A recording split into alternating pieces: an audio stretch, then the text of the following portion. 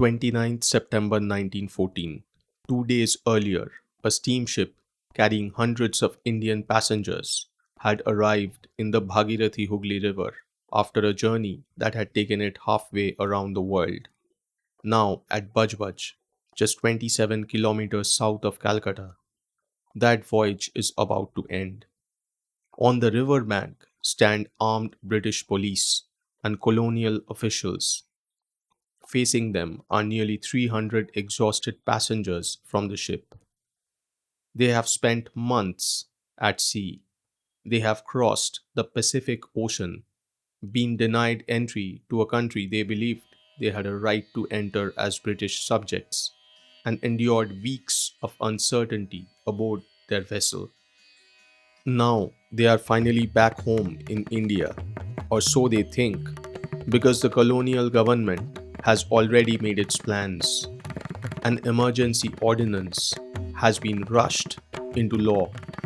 The authorities want them placed on a train to Punjab immediately. The passengers refuse. They want to travel freely and make their own way. Tensions rise, arguments break out.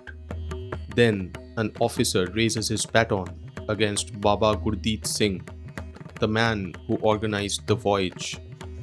A passenger steps forward to intervene. Moments later, shots ring out. Panic spreads through the crowds. When the firing stops, more than 20 people lay dead. Hundreds are injured or arrested. Others disappear into the confusion and are never fully accounted for. What began as a journey across the Pacific has ended in bloodshed on the banks of River Hooghly. Today, the Komagata Maru incident is remembered as one of the most dramatic confrontations between Indians and the British Empire. But how did it come to this? To answer that question, we need to go back to the beginning, back to a man with an audacious plan and a Japanese steamship called the Komagata Maru. In the early 20th century, the British Empire was the largest empire in history. It stretched across nearly a quarter of the world's land, from Canada in the west to Australia in the east, from South Africa to Singapore, and at its center stood India. The British liked to present this empire as a family rather than a conquest, claiming that all people within it were equally British subjects.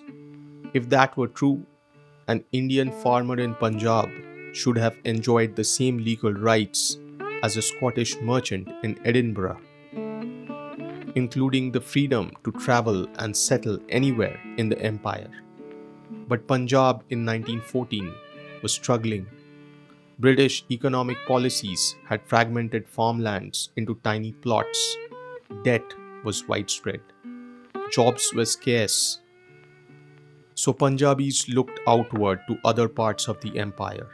Many traveled to Hong Kong, Malaya, Singapore, and East Africa.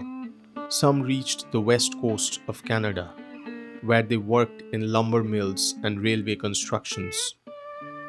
It offered real wages despite harsh conditions.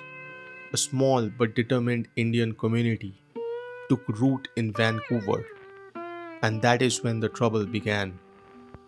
By the early 1900s, politicians in British Columbia were demanding restrictions on immigration from Asia.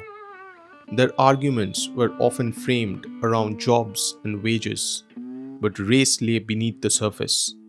Local newspapers described arriving South Asians as a Hindu invasion. Politicians often declared that Canada should remain a white man's country, yet Indians were legally British subjects, just like people born in Britain. An outright racial ban would have exposed the contradiction at the heart of the British Empire.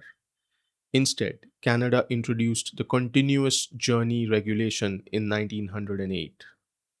The law required immigrants to arrive through a single, uninterrupted journey directly from their country of origin.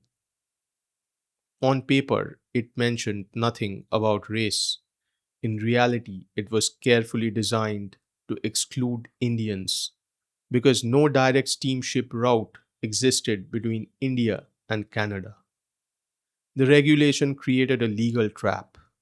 The government could claim neutrality while ensuring almost no Indian could enter Canada. For nearly 6 years, the barrier held. Then one man decided to challenge it. His name was Gurdit Singh Sandhu, better known as Baba Gurdit Singh, a Sikh businessman based in Singapore and Malaya. He had watched the continuous journey regulation block Indian immigration for years. He understood the loophole. If Canada demanded a continuous journey, he would provide one. In early 1914, he began searching for a ship. His goal was not to sneak around the law, but to challenge it openly. He found a Japanese steamship in Hong Kong called the Komagata Maru. The British tried to stop him and even arrested him in March 1914, but they had no legal grounds to hold him. Word spread quickly through Indian communities across Asia. Farmers, laborers, and former soldiers from Punjab came forward. Some sold land, others borrowed money, all hoping for a better future.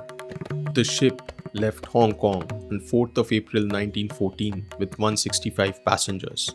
It stopped at Shanghai, Moji, and Yokohama, picking up more travelers along the way.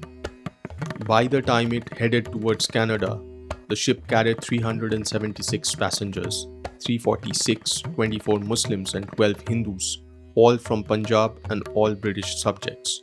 On board, they carried the Guru Granth Sahib and the hopes of an entire community. On 23rd May 1914, the Komagata Maru arrived in Vancouver's Burrard Inlet. It was not allowed to dock. Immigration officials ordered it to remain anchored offshore and hoped financial pressure would eventually force it to leave. Prime Minister Robert Borden, MP H. Stevens, and Immigration Inspector Malcolm Reed worked together to prevent the passengers from setting foot on Canada. The local Indian community responded by forming a shore committee led by Hussain Rahim, Bhag Singh, and Balwant Singh.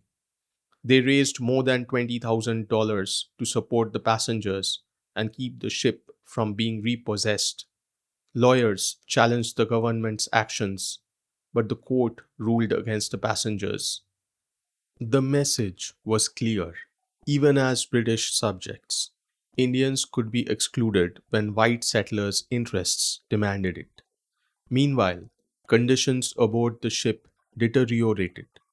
Food and water became scarce. The heat below deck was unbearable, and illness spread.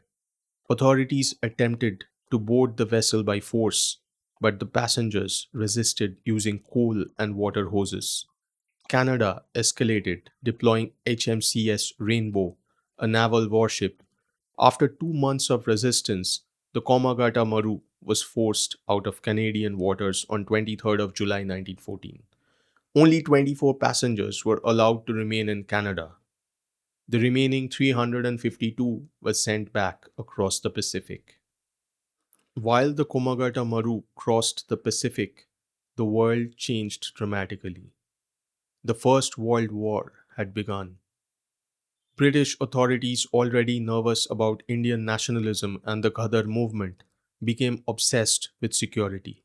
The passengers were no longer seen merely as failed migrants, but as potential revolutionaries. The colonial intelligence agencies tracked the ship closely.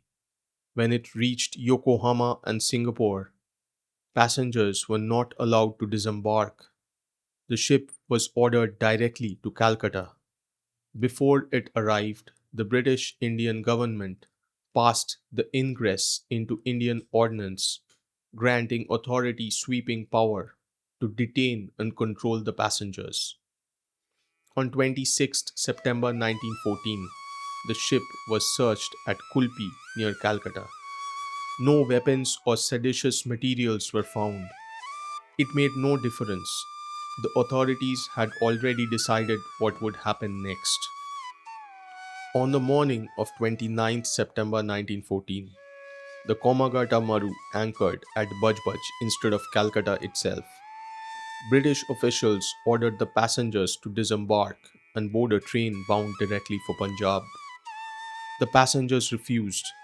Some had family or business in Calcutta.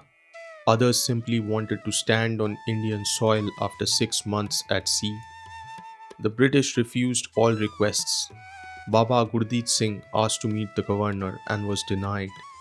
The passengers then began walking peacefully towards Calcutta, carrying the Guru Granth Sahib among them. Armed police intercepted them. The police commissioner approached Gurdit Singh with his baton raised. A passenger stepped forward. Then came gunfire. Accounts differed afterwards, but historian Hugh Johnston concluded that some of the first shots came from police sergeants firing at extremely close range. The Royal Fusiliers joined after receiving permission to fire. When it ended, 20 passengers were dead, 9 were hospitalized, and more than 200 were imprisoned without charge, and 28 disappeared without explanation. Gurdit Singh managed to escape and remained in hiding for 8 years before surrendering on Mahatma Gandhi's request. He was imprisoned for 5 years. In 1952, independent India built a memorial at Budge Budge inaugurated by Jawaharlal Nehru to honor those who died. The British believed the Budge Budge Massacre had ended the story. In reality, it was only the beginning. In Vancouver, tensions escalated further when a British informant named Bela Singh murdered 2 Sikhs inside a Gurudwara. British Inspector William Hopkinson then pressured eyewitness Bhai Meva Singh to support Bela Singh's defense. Meva Singh refused. On 21st October 1914, he entered a courthouse and shot Hopkinson before surrendering. He was executed on January 1915 and is remembered by many Sikhs as a martyr. In India, anger over Budge Budge spread through Punjab.